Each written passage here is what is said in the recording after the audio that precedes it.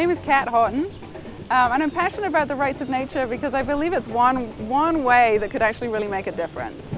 I believe it's a way that it's a legal strategy that could really change how we see the natural world, but also our ability to protect the natural world.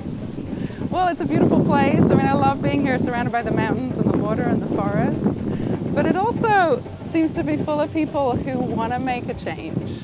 I've found a lot of people here who want to get engaged and want to figure out what can we do to make a more beautiful world? What can we do to not only just help save the planet, but also really change who we are and how we are in relation to each other in community and in relation to the rest of the planet.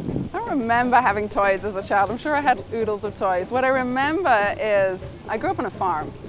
So what I remember is having the ability to just roam, to go for hundreds of acres. And I'd just go out onto the moorland. I grew up in the north of England.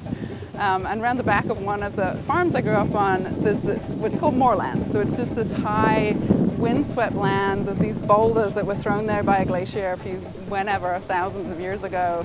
And what I remember most is that sense of being lost. I actively wanted to be lost. I'd get up there and roam around and see if I could be as wild as I could be. That was my favorite thing to do. Well, something that's already in progress is Asheville's Community Bill of Rights. It's called the Climate Bill of Rights for Asheville. And we are leading what's called a citizen-led ballot initiative to get it on the ballot in March.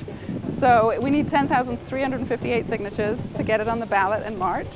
So after the TED Talk, I'm going to be continuing working with the Community Roots team to gather the rest of those signatures so that the rest of the city has an opportunity to vote on this Bill of Rights, which essentially it requires the city to get to 100% renewable energy by 2030. It establishes our rights as citizens for a healthy ecosystem, and it establishes the rights of nature here in the city of Asheville.